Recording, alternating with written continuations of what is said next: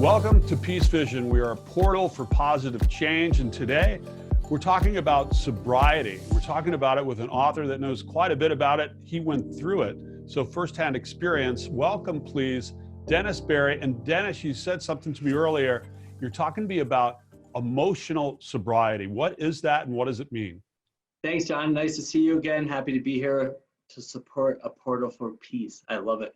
So a lot of people think that getting sober, that you're just like removing this drinking problem or drugs or whatever it is, the addiction, and that life just unfolds and we make $1 million and it's just rainbows and unicorns and everything's perfect. And that's obviously not the case. It's not a not drinking contest.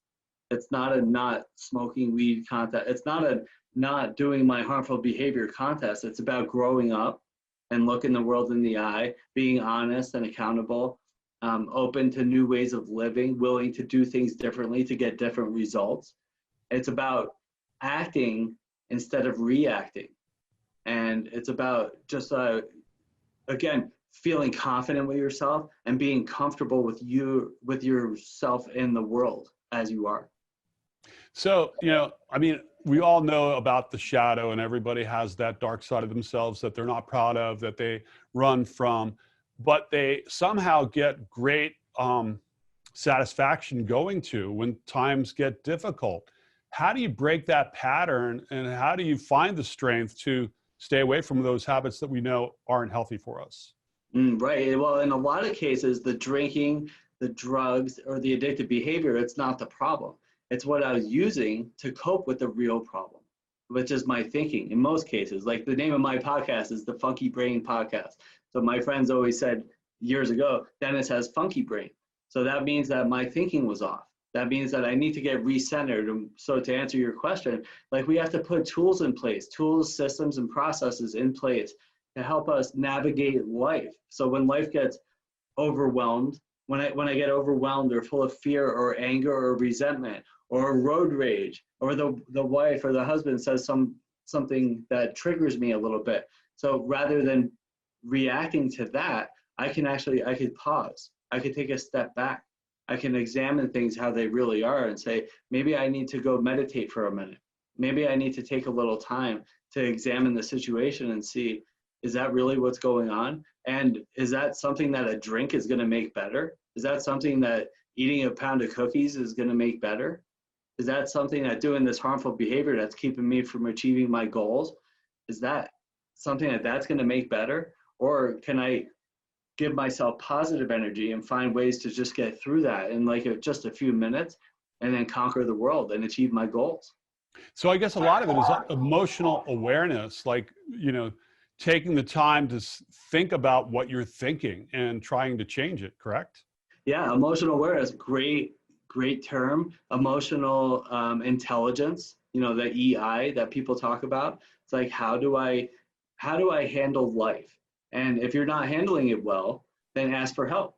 And, we were just talking about it on a previous episode, is like, asking for help is a sign of strength. It's not a sign of weakness. So if I'm getting overwhelmed, if I'm harming my body or my mind, ask somebody, and I don't know how to get out of it, let's ask somebody for help and find a way to get out of it. And that way, back in my drinking days, and I've been sober now since April of 2003, so about over 17 years now.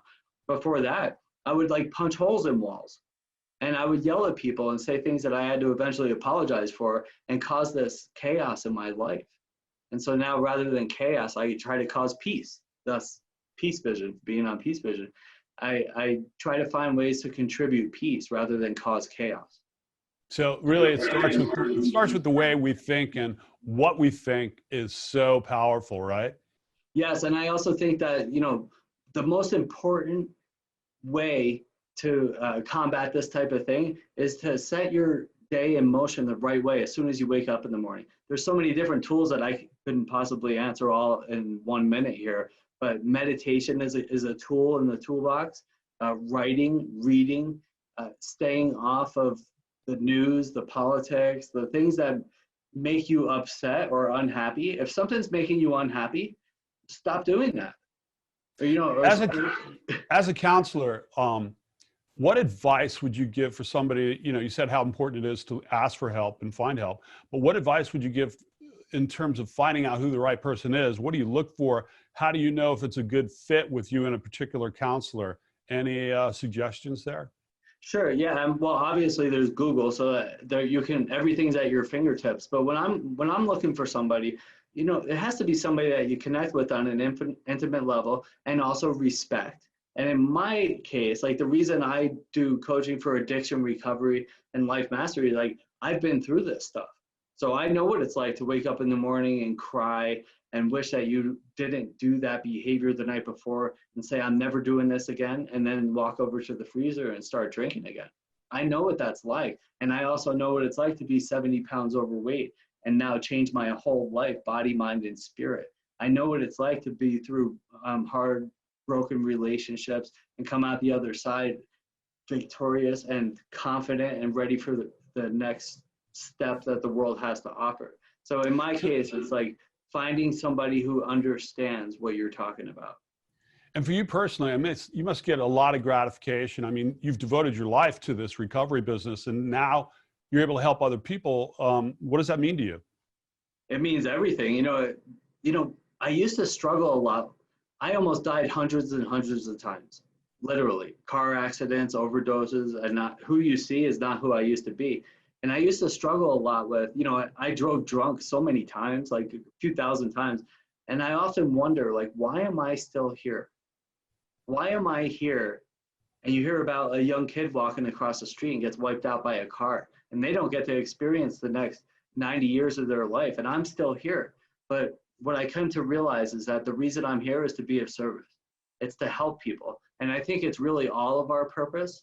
And I think the sooner you can embrace that, then the better your life is going to be. And so Great advice. Yeah. Great advice. Dennis Barry, where can we find you? People that want that wisdom and want help cleaning up. Awesome. Well, thanks. Yeah, the very best way is on my website. You can buy the book. You can get links to the podcast. You can book coaching sessions. First coaching session is free for Peacevision viewers. You can do that at dennisbarry.com. Awesome. Dennis, great to see you again, and continued success, brother. Thank you, John. You too, man.